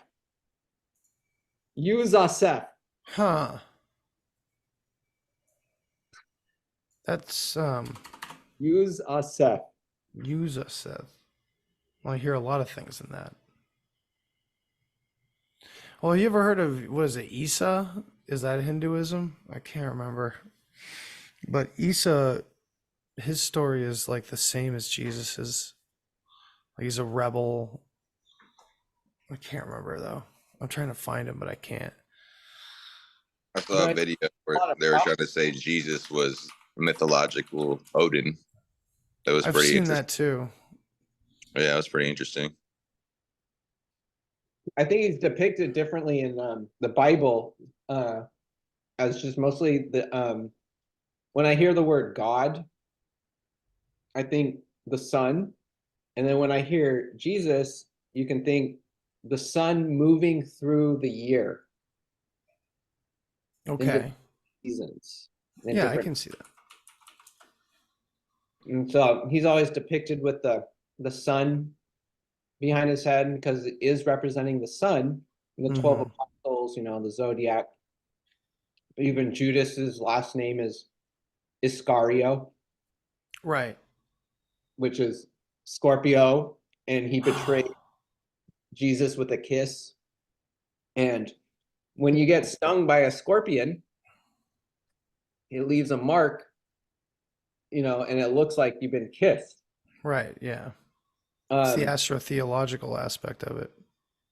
And so there's all this astrotheology in the Bible. And everywhere I look, if I look at it, I go to any different page, and it's talking about in the 6th month, the Virgin Mary, put baby Jesus in this little like thing for grain, right? I forget what the word was. Manger. But, yeah, manger. Yeah. And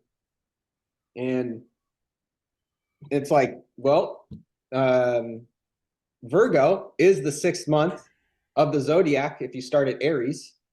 And then the manger, that's Libra, it's scales. Right? It's like talking about these connected things, and it's like, I don't know. It's just a lot of patterns with astrotheology, and it's sounding more and more like a farmer's almanac than. Oh, it totally does. It absolutely reads like an instruction manual. instead of instead of what is sold as this mystical, magical, supernatural kind of thing. However, have you also seen the parallels of like the 12 disciples being the 12 cranial nerves and It's the all describing the same thing, right? You got the sagittal crest, you got the yes, yeah. bell ram, you know. You have the what's it called? The colostrum, the Santa Claus, that all that. Same thing. The So Christ meaning oil. Yeah, Going Christ, up to the anointed ones, the Kundalini awakening. But if it means the same thing, it's literally instructions for personal enlightenment everything. and a farmer's almanac at the same exact time. That's fucking crazy and awesome. Well, people often debate that. They're like, no, it's astrotheological. It's about the seasons. It's about, when to put the fucking plow on the bull. It's like, no, man, it's psychedelic as fuck, man. It's all about your mind. It's both, which that's pretty wild. As above, so below. Am I right? Yeah. As true logi, astrology, the true logic of the Aser. It has a definition when you break it up into its syllables in root language. I don't know. Right. So check it out. So the true logic of the Acer is a form of the trivium, basically, because the trivium, and I will say, people that are familiar with our episodes with Dwayne Hayes and Andy Gerard, we talk a lot about the trivium and how the ideals in the trivium are basically the foundation of Western learning, and it's basically to become a master of all trades and look at things from all angles. That's really reducing it down to a simplified version, but that is the basic tenets of what the trivium is. And the true logic of the Acer seems to be exactly that, being able to express something or express many things through one way or something like that. You know what I'm saying? It's a good connection there. Another word in there is the horoscope. And this is a story of the crystal ball. Right. The Hexa would use. So not all of the daughters born of the Allfather make children. The other one, that's I think just the Disa. I'm not going to stick with the titles. I know them, but I can't recite it like that. But they had these crystal balls that had another crystal prism on the inside. And then they would use horsehair and like put it on the top in a certain way. And then with one candle light, it would light up, and then like the light would put the stars on the ceiling. And that's and horsehair in root language is hor. Like hair, like hor or something like that. It's close to that. And this is a scope, like a actual like lens, a scope, right? So a hair scope, horoscope. So, and I've heard this too. Maybe you can explain a little bit better. How the hell? So when you say put the stars on the ceiling, you're talking about dots of light from the crystal ball, not necessarily the real stars up above in the heavens. It's probably simulating the two, because if you're trapped in ice time and you're trying to understand what has changed in the realm, right? So now you're describing seasons and agriculture, and you start doing all this stuff, because in paradise time, you're just naked and free, and like just a picture of the Garden of Eden, and fruit off tree, like whatever, right? But this time they would have to go underground a lot, or stay inside, and there's no light. That's how they would, still come up with wisdom and mathematics. This is the quadrat. This is the logic of the moon and Udin and the pole and the circle, right? This is the horoscope. And they would, I believe they came up with the mathematics, though. The mathematics came from, Well, sorry, what? Go ahead. Oh, I said I wouldn't, no one would even know because it was the woman's side of things. Women. Yeah, there is. Yeah, we've talked about it in the Telegram chat, and we'll say it here that there is a large side of the saga that is unknown, that is like the wisdom from the woman's side, because, and that's what Eeyore would say, before he passed, was that he wished that he had more time with his mother and his aunt to learn more, to ask more questions, even after 25 years. So think about us, just a couple of years in, just freaking out about it, I do believe that they came up with the quadrat, the mathematics, in paradise time, though, when everything was absolutely perfect. Yeah. So they had to adjust that, that must have, their mathematical explanations or their mathematical skills and gnosis would have been dramatically increased, comparing what they saw in the sky from paradise time to what was going on then. No wonder they could kind of travel, by the sea so easily. Yeah, and I was wondering if that was why there was such a big gap where the E in the wheel is and of the letter, because maybe there was a larger gap created with the tilt, that they had to account for or something like that. But I don't know. It's interesting too that the Bock Saga says that the whole galaxy tilted, not just the Earth, but yet the Polaris doesn't match up with Helsinki still. You'd think that the stars would have gone with that tilt if that was the case. No comment. Right? Who knows? Physical right? tilt versus magnetic tilt. That's true too. Yeah, I've been thinking about that more and more, because when you first hear that the Earth tilted over, it sounds kind of like supernatural and ridiculous. But if it was more of a magnetic shift, that's so plausible. And there is some scientific theory out there, and it wasn't the point of the article I saw, but it was like just a offhanded remark about some theory that had to do with the Earth magnetically tilting about the right amount of degrees for Helsinki to have been the North Pole a long time ago. And they talk about it in millions of years, of course, but hey. In my mind, it makes sense. You should be able to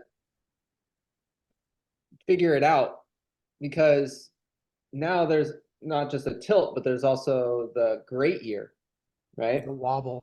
Which is also right in line with all the, it's 24,000 some years, and it's just like exactly in line with everything. I don't know. But oh yeah, they should be able to, you go, oh, it's tilted. So is it spinning on the same axis, or is in the Bock Saga, I would say that the axis is still there, the actual pole created from the original spin. Oh, right, because it became physical. It was so powerful and was there for so long. Yeah, it's a hole. All the way pole, South Pole, it's a hole or something like that. It's the pole hole. It's the whole pole. It's the pole. It's the lance. But if it is tilted now, shouldn't it be spinning on that pole? But the north magnetic pole would be, there's actually like 4 poles. Yeah, no, yeah, I think I got what you're saying though, because that pole would still be there.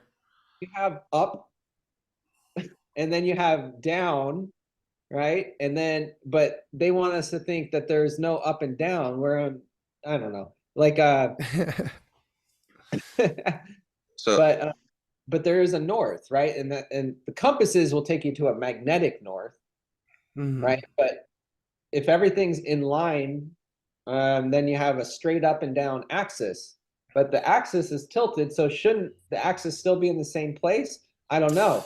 It could be spinning off its axis also. Yeah, I would feel like, just right real quick, and then Thor, you can go. I would say that once it got thrown off, that hole was probably cut off from wherever it went into the earth at some point. It was literally like, we're talking about land shifting, when we're talking, like, it's almost like not the whole object of the earth itself moving, but just land masses moving. If that were the case, then I would think the magnetic north, wherever that was, would start to create a new, holy. But at the pole, that's the bedrock. That's the bottom. There's nothing above it. They spent thousands of years planting evergreen trees. So the name for the I think it's the pine tree. No, Yeah. not the fir tree, I believe. I think it's pine. The pine. It's called gran. Yeah, their tree is called gran because they would use it to. It was the only tree. Once the ice caps slid, it carved all of the landscape off of the area, and it was left only with rock and granite. It's the bottom, and that doesn't move. So I don't know if the land masses are actually moving, but that tree, the roots are strong enough to actually go through granite and break it up, and then and it drops leaves constantly throughout the year, and then you can go through and burn the forest and create an ash layer, and then and make room for new growth, and they were able to revitalize the land from the granite with the gran tree. I can definitely see that happening, but when you say that it doesn't move, I think if we're talking about like tectonic shifts and crazy things that we have not seen in our lifetime, but we know that the planet goes through, like that quote unquote bedrock is moving wherever the hell the plates want it to, you know what I mean? So, I mean, if it was something like that, I don't know. I mean, we're just speculating big time right now, of course, with, I don't know. It would be interesting to just get into that fucking temple and see how deep it goes. Because what if perhaps, well, I don't know. I mean, throughout ice time, were they still adding to it? Like, Well, you think that wasn't it sealed in 937 or something like that, or 987? Yeah. So they were adding to it for quite a long, forever. So you'd think that somewhere in the saga, or at least someone might know, like, oh yeah, so after the in ice time, what? It'd be giving it to themselves, but these were aesthetic given to the mother or to the Allfather.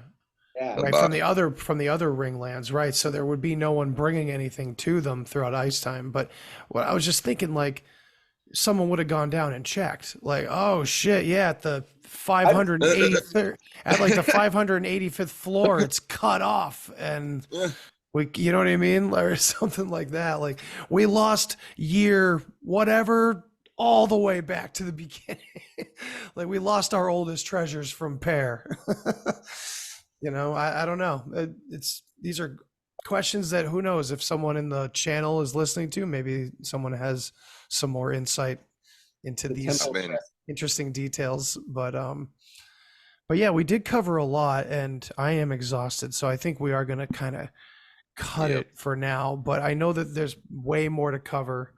I encourage other people out there to get involved with this topic, and throw some challenges at us. I like you've witnessed here tonight, I constantly challenge different parts of it, and it's there seems to always be a solid explanation. So that's why I'm happy to challenge it as much as I possibly can. I think hard skepticism is important. Yeah, well, I mean, it does explain kind of a lot of these different kingdoms. I think also something I missed earlier was one of the Hellas people, or one of the Romans was part of the bred with one of the people from north of Egypt, I believe.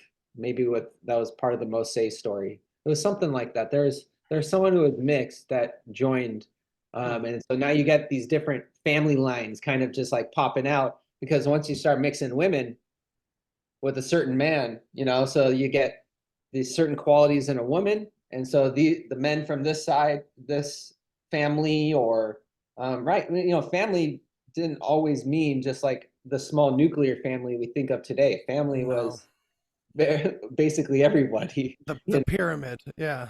Yeah, your whole race, right? And then you start mixing them, and I think after all, that's what we're experiencing today is these different factions of warring.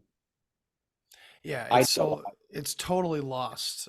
And I think when it's been said before in the past that the world is not yet ready for the saga, I think that still rings true today. And we might have been ready for it, but the world at large isn't. And if they ever are, it's going to do different things to different cultures. It's going to affect them in different ways if it hits home to them. Like, Eeyore must have made quite an impact in India, in Goa. Well, he did. I mean, they credit. I know I've heard Ananto say that like Goa trance was influenced big time by those fellas that were connected to the saga. So that's really interesting because that was a huge amount of electronic music I was listening to in the late 90s was Goa trance.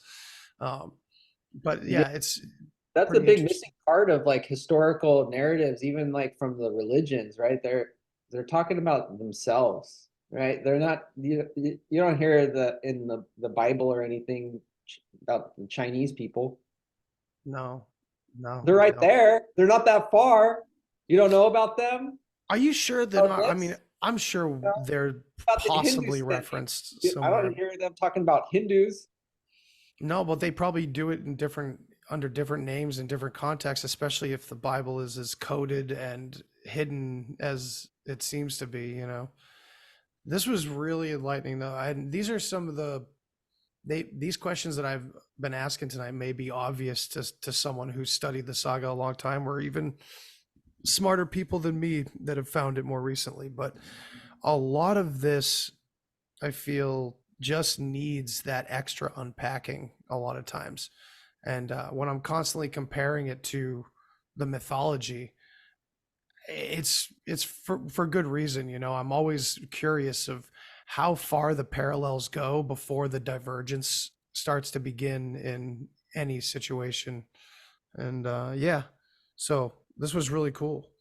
Do either of you guys have anything to end on before we get going? Thor? I had one quick thing I was going to say. There's a tribe that wasn't contacted till after whatever pre-Columbia, and they'd been hiding in these mountains, and they survived, where many of the other people got killed, and they're called the Kogi, Koji, and they have a really interesting take on gold, and they make these really fine aesthetic gold statues, and they bury them in the ground. And I was just thinking, like, maybe at one point they used to make them and they got sent to the North Pole, something happened, and then they started burying them in the ground. Where they live? Yeah, where were they from? Colombia. Okay. And they also claim that they're the survivors of Atlantis, which is another thing that is interesting there. And they have this whole theory about gold and how it's very important. And I've been kind of going down this treasure hunting gold wormhole lately, and I found this channel that has this very advanced way of finding gold, and I'm going to probably post something about it in the chat, but could be useful to anyone that's in Finland. That's very interesting. Huh. And people in Portugal as well, if you ask people like, where's your culture from? A lot of people in Portugal will say Atlantis. Gold never. Interesting. I'm part Portuguese. Portugal. That's what yeah. So cool, man. Dustin. All right. Name of that tribe? Koji.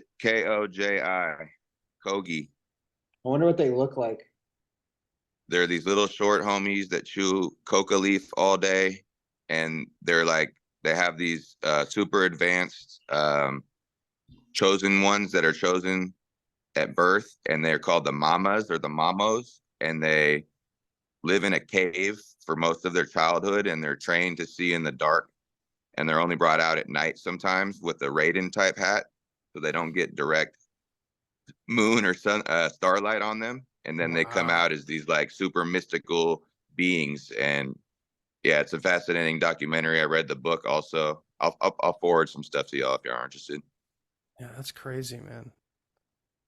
That's really The interesting. You know, I see all kinds of even like dare to say like bastardizations of the offering system and different parts of Bock Saga in other parts of the world.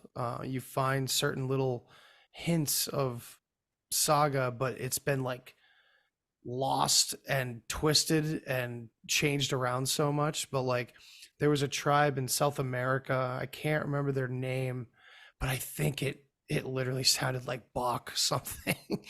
And it was like they did these terrible, disgusting, like sexual rituals with the young boys when they were becoming men, but it was all to do with them retaining like these elders' semen and stuff like that.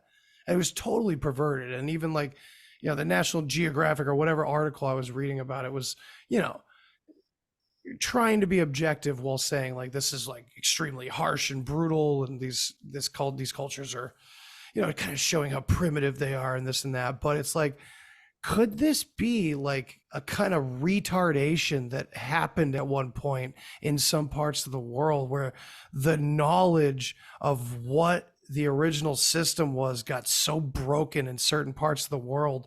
Like you can see like more sophisticated bastardizations of it in other parts. Like I've talked a lot about like the Eastern traditions of semen retention and orgasming without physically coming and stuff like that. That exists in a lot of different Eastern practice, meditation, things like that.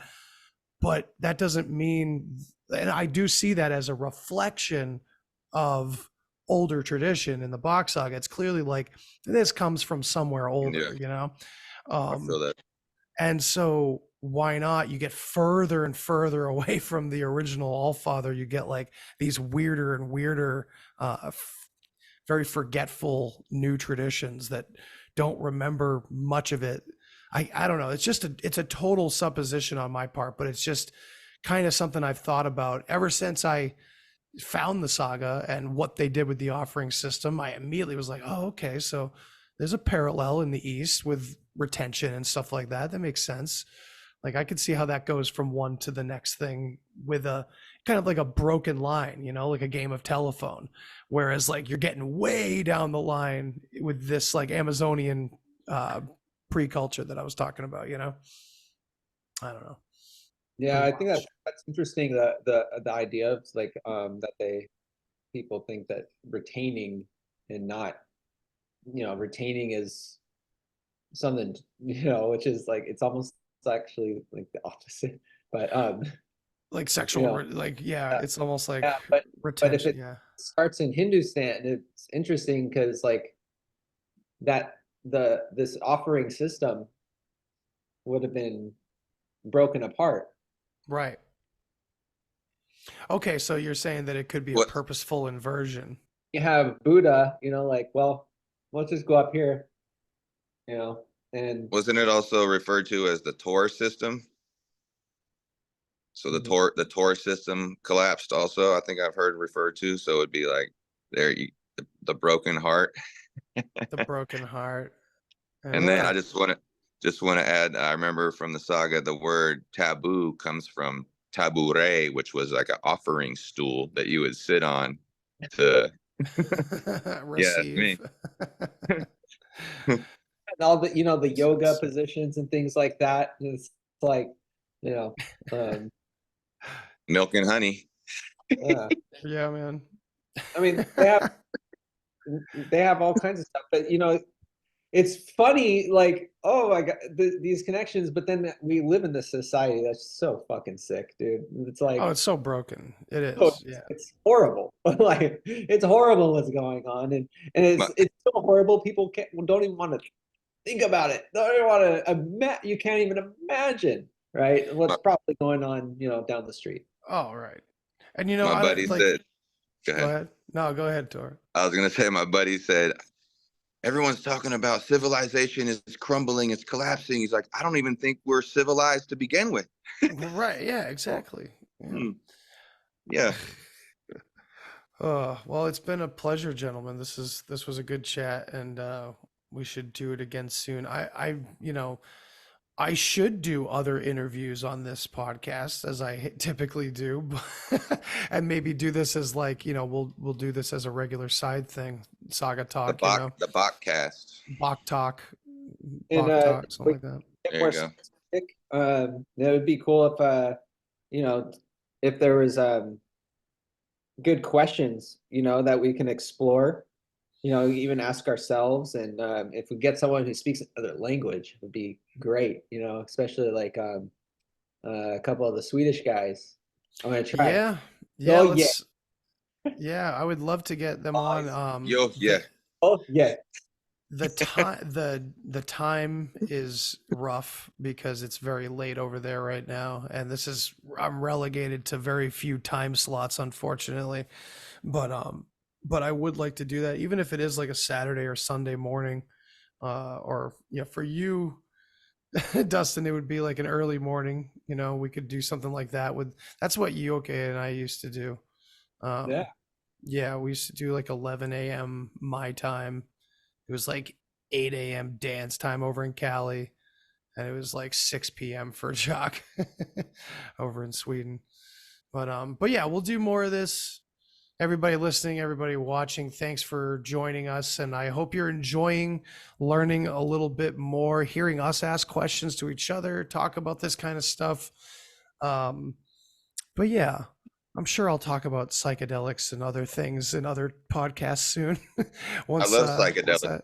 Yeah, me and Thor will talk about psychedelics sometime Come soon on, for the man. hell of it, Do I look like I don't do psychedelics? I did want to say one thing about the retention in the East that could surpass this. I do like what you're thinking. Hindustan is where it all fell apart. Maybe the semen retention is like a purposeful inversion of some kind. But at the same time, when you think about where these traditions went, and they did become more mystical, right? But that's not to say that's all psyop, because there is a mystical side of consciousness. And the idea that we can supersede the physical or the material, or that physical reality is malleable, that consciousness co-creates it. I don't know if Bock Saga addresses any of these topics, but I will say that we're all from those people. We all eventually started working in these realms, and perhaps the retention, it doesn't matter that it stays in or comes out, because it is the feeling that the body is creating through the mind that is the orgasm, right? The orgasm is not coming from your friend, even though primitive man would have thought that, it's coming from the synapses in your brain, which I don't know. We don't know if that's local or not local, and it's just an antenna. But one way or the other, it's a feeling being generated by something we partly control. So perhaps the ecstatic goal of the orgasm was achieved without releasing that at all.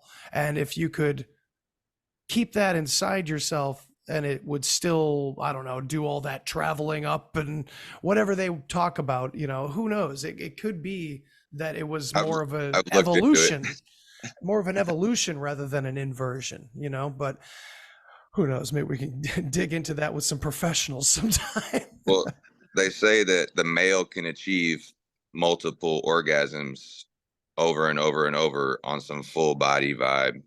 Yeah, I think a book was put into the Telegram like a month or so ago, and I've read that book. I actually have that book. Yeah. I mean, once you read the quotes of the people that have mastered it, it's like, damn, I might as well fucking try this shit. Right. Yeah. And Just saying. yeah, man. The seed. It's a seed. It's the oak tree. It's the seed, right? Right. But a seed that's not planted, somewhere, it's not doing anything. I don't know. You could eat an acorn. But true. But if like you're doing the, if you're doing the offering, if you're doing the offering system, you're just feeding it back to yourself anyway. Perhaps this retention system just It's called bypasses It's that part of it, and it's already it's in you. called You know. ejaculation. It actually does come out of you, and it goes in, and you absorb it internally, right?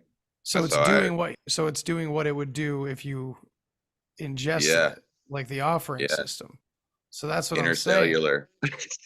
Uh, because I don't think we're ever going back to that system. I really don't think so. I think whether progress and the very liberal founded term progress from the late 1800s, early 1900s is absolutely demoralizing and destroys us, but growth itself is inevitable and change is recognized in the worship of the serpent from all times.